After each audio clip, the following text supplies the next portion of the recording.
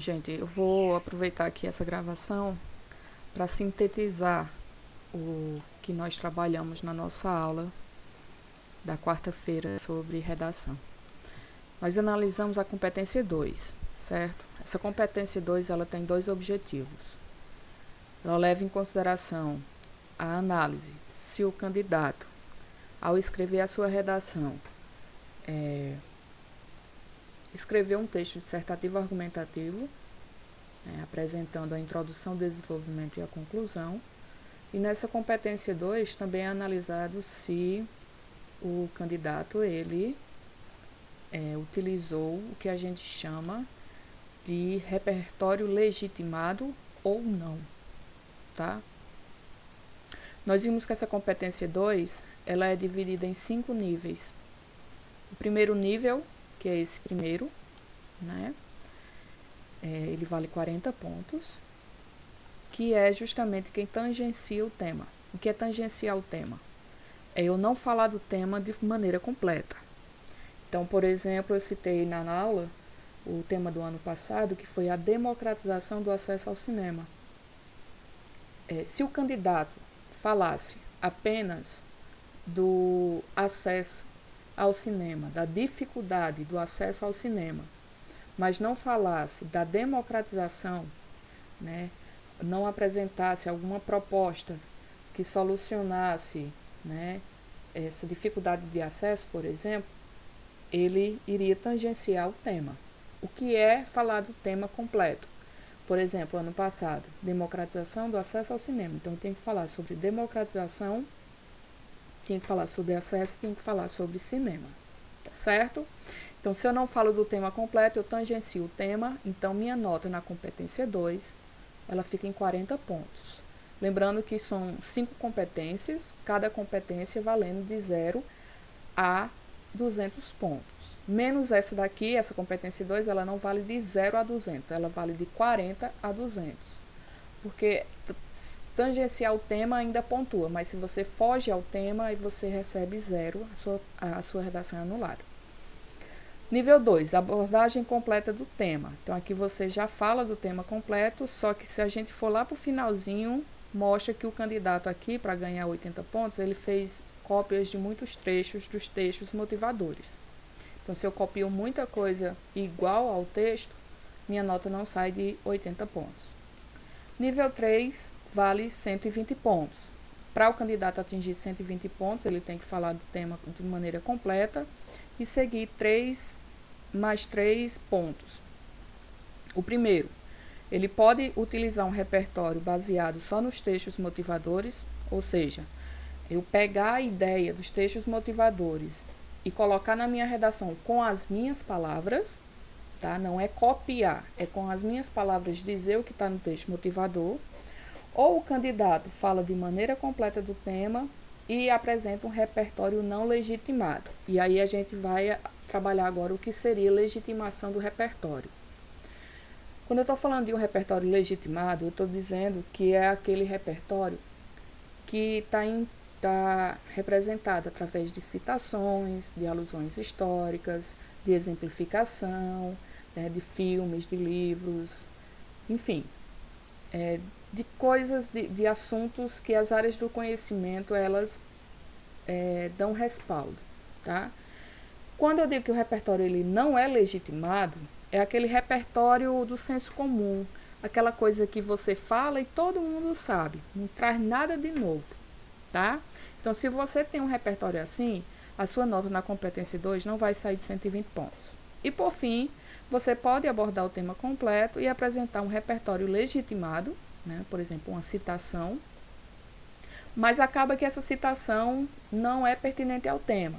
Aí eu citei o exemplo lá, por exemplo, se o tema fosse obesidade infantil, e você pegasse uma citação em que a citação, o estudioso apresentasse uma fala sobre violência no trânsito. Então, é um repertório legitimado? É, porque foi um estudioso que falou. Mas ele é pertinente ao tema? Não, tá? Então, ele não é considerado. Então, o nível 3 é justamente os 120 pontos. Quando eu falo no nível 4, eu já pulo para 160 pontos. Aqui vai analisar Se o candidato utilizou o repertório legitimado, ou seja, se ele trouxe em sua redação uma alusão histórica, uma citação, uma exemplificação, e que isso seja pertinente ao tema, ou seja, que ele traga uma citação, por exemplo, que tem a ver com o tema. Mas por que ele fica com 160 pontos? Porque ele não faz uso produtivo dessa citação, por exemplo. Ou seja, ele vai, copia, cita, né, faz a citação na redação e depois que cita já vai falar de outra coisa. Né? Então ele abandonou, ele não dialogou com isso. Então por isso que ele fica em 160 pontos. E por fim, o nível 5, que ele vale 200 pontos, é quando o candidato aborda o tema completo, traz a estrutura dissertativa argumentativa, introdução, desenvolvimento e conclusão, e apresenta um repertório legitimado, pertinente ao tema e com uso produtivo. Ou seja, a citação, por exemplo, o candidato cita, tem a ver com o tema e ele ainda acrescenta uma opinião, né, um comentário sobre essa citação. Então, ele fica com 200 pontos, certo? E o que seria, então, esse repertório legitimado? Fatos ou períodos históricos, informações, conceitos e definições, né? Eu defini o que é algo, citações de livros e autores, então eu posso citar algo sobre escritores, filósofos, sociólogos, antropólogos, poetas, né? Cantores e por aí vai. Também posso colocar referências a situações ou fatos ocorridos com personalidades e figuras públicas, ou seja, algo que aconteceu com uma pessoa conhecida do mundo, conhecida do Brasil, que ganhou notoriedade, você pode utilizar como um repertório sociocultural em sua redação também.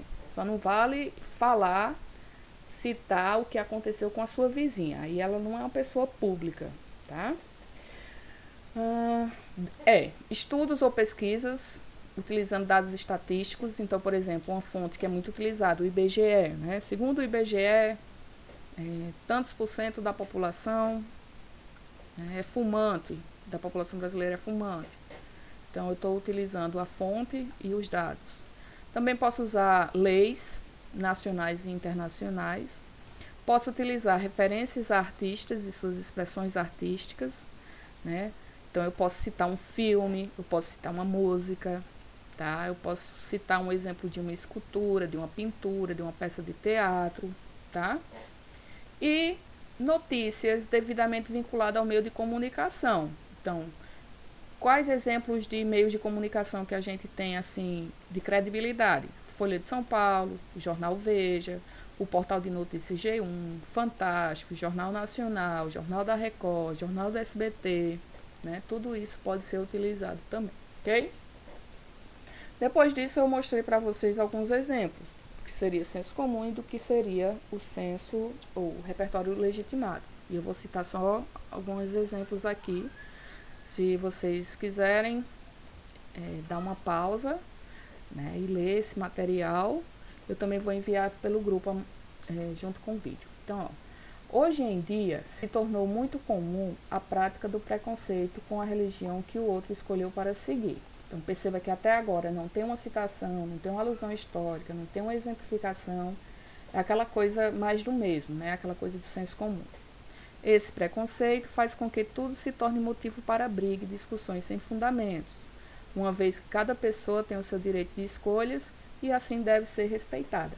Então, perceba que eu não trouxe aqui nesse parágrafo nada de novo, nada que foge ao senso comum. Diferentemente daqui, ó.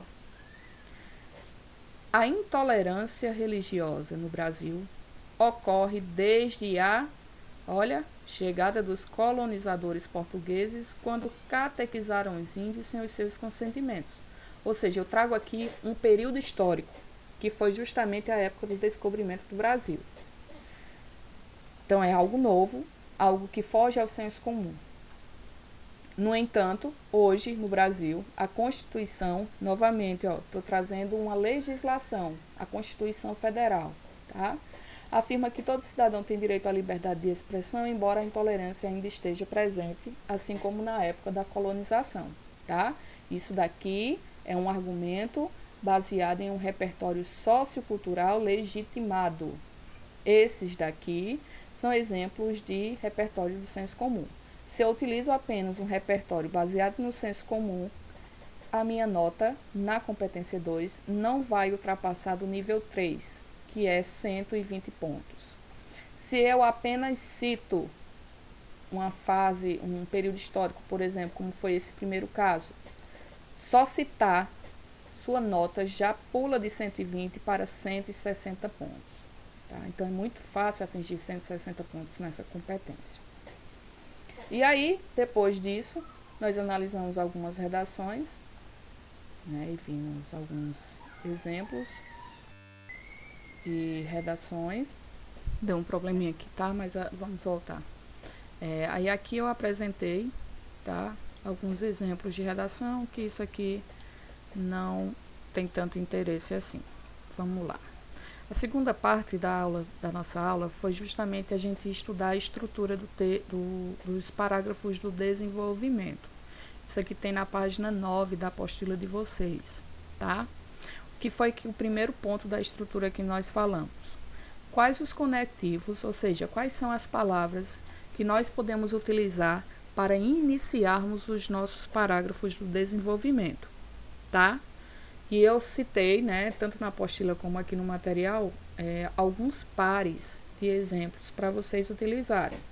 Vocês podem perceber que aqui eu tenho o número primeiro, aqui eu tenho o número segundo, em todos os quadrinhos, estão vendo? Isso significa dizer que onde tem primeiro, eu vou utilizar no meu primeiro parágrafo do desenvolvimento. Onde tem segundo, eu vou iniciar o meu segundo parágrafo do desenvolvimento, tá? Por exemplo, esse primeiro aqui, ó, tá vendo? É indubitável.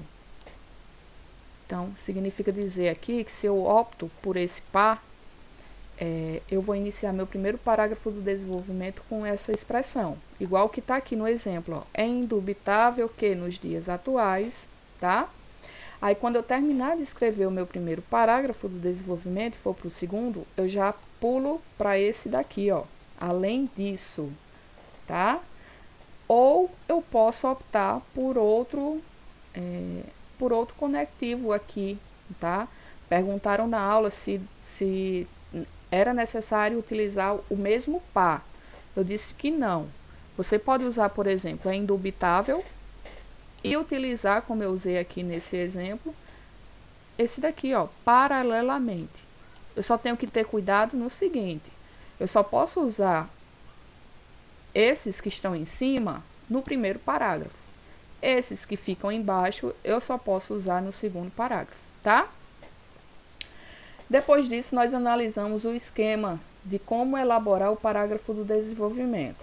Eu disse a vocês que o ideal, né, a gente sabe que a redação do Enem ela é composta de 30 linhas, até 30 linhas, e que o ideal seria aquela divisão de linhas, de 5 linhas para a introdução, 20 linhas para o desenvolvimento, 5 linhas para a conclusão. Nessas 20 linhas do desenvolvimento, pode-se ser dividida em 10 linhas para o primeiro parágrafo, 10 linhas para o segundo parágrafo. Logicamente que isso não é uma regra, você pode escrever mais ou você pode escrever menos, tá? Mas o que é que eu sugeri para vocês para facilitar um pouco a escrita? Que utilizasse nesse parágrafo do desenvolvimento, tanto o primeiro como o segundo, uma sequência de 3 frases. Porque o que é que acontece muito? O candidato escreve 10 linhas e não coloca sequer um ponto, tá? E o que marca o final de uma frase é o ponto final, tá certo? Então, é ideal que vocês tenham em mente essa concepção, né? Esse esquema de que meu desenvolvimento tem que ter pelo menos 3 frases. Ou 2 frases, ou 3 frases, mas eu não posso fazer um desenvolvimento só de uma frase. Então, levando em consideração o que eu sugeri para vocês, né, o esquema. Então, na minha primeira frase do desenvolvimento, eu vou apresentar o primeiro argumento, o aspecto, que eu apresentei lá na introdução. A gente trabalhou isso em introdução. Eu disse a vocês que apresentassem para os temas problemas 2 causas, que justamente no primeiro parágrafo do desenvolvimento você falaria da primeira causa, no segundo você falaria sobre a segunda causa, tá? Então, na primeira frase do primeiro parágrafo, você apresenta, com outras palavras, você apresenta o primeiro problema que você vai falar. A primeira causa, o primeiro aspecto, enfim. Já na segunda frase, é interessante que você acrescente algo de repertório legitimado, que a gente viu anteriormente, uma citação, uma alusão histórica, uma exemplificação, a letra de uma canção, enfim, tá? E na terceira frase, você encerre o parágrafo do desenvolvimento comentando aquilo que você apresentou. Então, se foi a letra de uma canção, você comenta essa letra. Se foi a cena de um filme, você comenta a cena desse filme. Se foi um fato histórico, você comenta esse fato histórico, sempre interligando ao problema que você apresentou no início do parágrafo. Tá bom? Como eu coloquei no exemplo aqui, ó, é indubitável que nos dias atuais, com o avanço da tecnologia, a internet passou a influenciar o ser humano quanto à mudança do seu estilo, fazendo adotar concepções diferentes das relações familiares e sociais. Então, qual foi o primeiro problema que eu apresentei aqui, que eu vou falar nesse parágrafo? Que a internet interferiu no estilo de vida, na conduta, na personalidade do ser humano, principalmente nas suas relações familiares e sociais. Aí, ó, ponto, eu apresentei o primeiro problema. Na minha segunda frase, eu vou entrar com um repertório sociocultural legitimado, que é o quê? Aqui, no caso, eu vou fazer uma citação indireta. Ou seja, eu vou dizer o que um autor, né, um cientista falou, mas com as minhas palavras. Por isso que eu não estou usando aspas. Então, conforme o cientista Albert Einstein, a internet está sendo utilizada contrariamente ao seu propósito, o progresso da humanidade. Ponto. Aí agora eu faço um comentário sobre isso que eu acabei de falar, ligando isso ao problema da primeira frase. Ó, diante disso, ó, esse conectivo retoma o quê? Essa ideia trazida por Albert Einstein. Então, diante disso, a internet reflete na desvalorização humana, intervindo a função social das pessoas, além de romper o objetivo do desenvolvimento familiar. Ponto. Aí eu vou iniciar o meu segundo parágrafo do desenvolvimento. Aí eu vou lá no quadrinho de cima, tá vendo? Lá no quadrinho de cima e escolho um conectivo do segundo parágrafo. Pode ser qualquer um desses. Eu escolhi paralelamente. Então, paralelamente, que significa dizer ao mesmo tempo, a internet e a tecnologia consistem no desequilíbrio mental. Opa, qual é o meu segundo problema que eu estou falando nessa redação? Desequilíbrio mental causado pelo uso da internet, pois impulsiona o surgimento de novos hábitos e comportamentos negativos, apresentando fragilidade física e emocional. Ponto. Falei sobre o problema. Aí agora eu vou apresentar um repertório sociocultural. Segundo o pensador Durkheim, o fator social é uma maneira coletiva de agir e de pensar dotada de generalidade, exterioridade e coercitividade. Ponto. Assim, fica claro que medidas devem ser tomadas para combater esse impasse. O que foi que eu disse a vocês, gente? Que é muito difícil realmente eu apresentar um repertório sociocultural, tanto no primeiro parágrafo do desenvolvimento como no segundo. E aí? Então, você pode escolher um desses parágrafos para apresentar o repertório sociocultural e no outro parágrafo você escrever três frases, que podem ser a primeira frase, novamente, repetindo, a apresentação do problema que você vai falar. Na segunda frase, como você já apresentou um repertório sociocultural em outro parágrafo, então na segunda frase do segundo parágrafo, por exemplo, você pode apresentar um comentário seu sobre o problema, do senso comum mesmo, aquilo que todo mundo sabe. E na terceira frase, para finalizar esse parágrafo, você pode usar essa frase aqui, ó. Assim, tá vendo? Assim, fica claro que medidas devem ser tomadas para combater esse impasse. Se vocês perceberem, essa frase aqui, ó, elas se encaixam, como eu já disse a vocês, elas se encaixam no final de qualquer parágrafo do desenvolvimento. Mas que vocês devem utilizar essa frase apenas no parágrafo que vocês não apresentarem repertório sociocultural legitimado. tá? Porque aí a gente finaliza o parágrafo com 3 frases. Valeu!